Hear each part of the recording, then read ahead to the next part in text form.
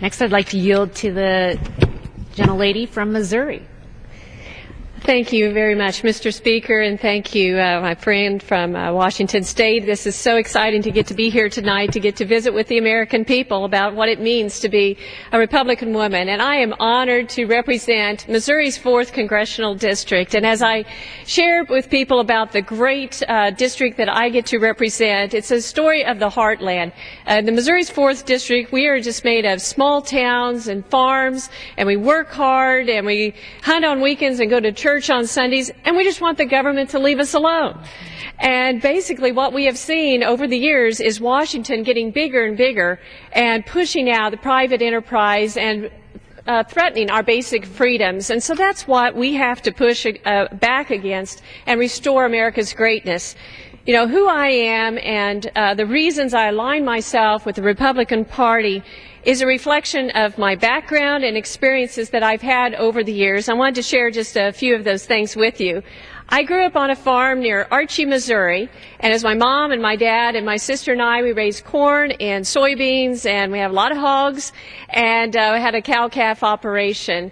And one thing that strikes me is very pivotal to my life is my parents in January would sit down and take several days cash flowing the year, projecting forward what they thought the yields on the crops were going to be, the prices on the crops, looking at the expenses, the payments that we had, seeing if we'd be able to make it all work. And after a few years, my mom and dad called my sister and I over and said, you need to sit here with us and learn this process. Well, I can tell you as a little kid, that wasn't the most exciting way to spend our evenings. But it was a wonderful experience because we learned how hard it was to make everything work and to pay for everything and to live within your means. And I learned that you can't spend more than you take in. I learned fiscal responsibility. That is so much a part of the Republican Party, and what we're here trying to do is to restore that, because Washington keeps spending money that it doesn't have, and we can't do that at home. We don't do it on our farms, we don't do it in our businesses, and it's time that Washington learned some lessons from the heartland and from ordinary families like mine. Something else I learned on the farm is that hard work pays off usually. Of course, there's a lot of things dealing with weather and other things you can't control, but one thing you can't control lately is the amount of government regulations that's threatening agriculture. Now the EPA is trying to regulate dust. Well, I still live on a gravel road, and I have news for people at the EPA. If you farm, if you drive down a gravel road, you're going to get dust. And so don't try to fine us or tell us that we can't have that. That's just lack of common sense. So Washington needs to listen to us ordinary people and not do that. Something else I learned growing up was a love of our country and a respect of our military. My dad served in the U.S. Army Reserves, and that really made a huge impression on me, that he was willing to serve his country, and all of those brave men and women that today are putting their lives on their line for us deserve our highest respect. You know, according to the Constitution, there's only a few things we're supposed to do, and one of them is to provide for the common defense. And I'm so honored to sit on the House Armed Services Committee, where I can work hard for those men and women and keep our country strong and safe and secure. I grew up and became a teacher, and I taught home economics. Now they call it family and consumer sciences. I love that. I chose that profession because I believe in the family and believe I want to make it as strong as possible, and I love young people. One thing I taught was a class dealing with finances in the home. And I taught the kids how to balance a checkbook. And the kids got it. I would say you can't spend more than you take in. They understood it. And I don't understand how come Washington doesn't understand that same principle. So that's why I'm trying to bring here is how we need to have a balanced budget. And that is one thing Republicans are fighting for. I also taught a class called food service. It was a vocational class where I trained them in how to have a job. And a lot of food service jobs are beginning career opportunities for young people, and they can move forward. But I taught them, if you work hard and you do an excellent job and become skilled in what you do, you can move forward in life. And in America, anything is possible.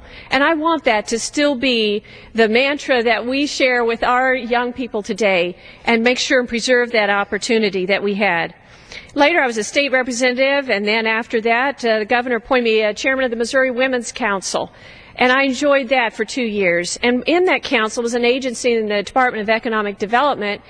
We helped women connect with and meet their economic goals. And that's jobs. You know, women are, Mr. Speaker, are starting businesses at twice the rate of men, which amounts to 400 new businesses every day are started by women. And women-owned businesses are the fastest growing segment of the United States economy. There's 10.6 million businesses owned in the United States by women that employ over 19 million American workers, and women-owned businesses generate some $2.46 trillion in revenue each year.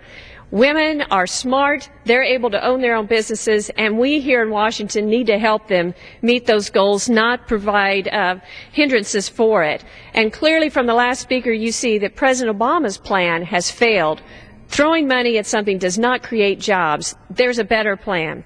I'm also a small business owner now. My husband and I own a company where we sell farm equipment.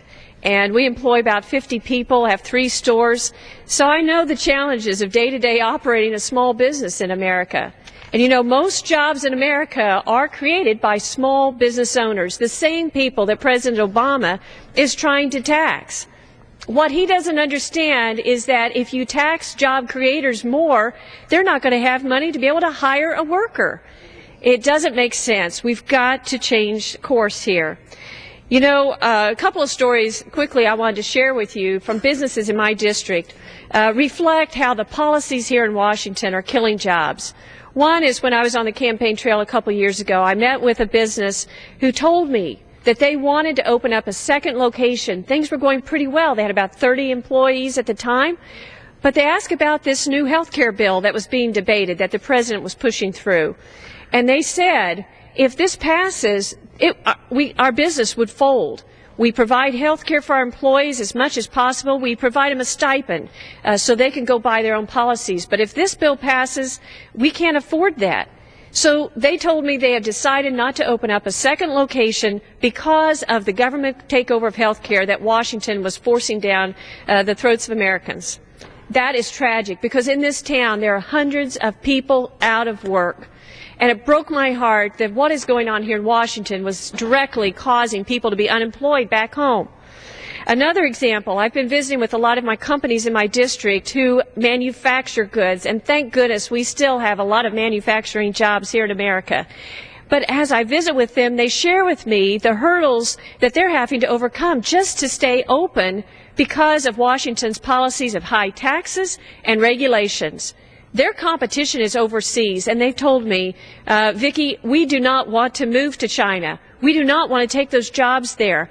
But yet if we move there, we're not going to have to pay near as many taxes, and we don't have to live by these awful regulations from EPA and all these other government agencies. And so we're going to try to stay here as long as possible, but please, please help us get government off our backs. And I assured them I certainly would do everything that I can. Because, you know, as House Republicans, we know how to create jobs, and that's what we're putting forward. We're putting forth a plan to lower taxes. We're putting forth plans to push back on these government regulations that are out there that are killing jobs, hurting our farmers. We are promoting trade overseas and want to get these trade passed. And we're also getting rid of that huge uncertainty of debt that is hanging over our country and promoting a balanced budget like my mom and dad did around the kitchen table at home, like I taught my kids at school how to do. But the last thing that influences me is being a wife and mother, and that is what inspires me to continue to fight for faith, family, freedom, and our future. That's what we're all about. And thank you, Madam, and thank you, Mr. Speaker. I yield back my time. Great. Thanks.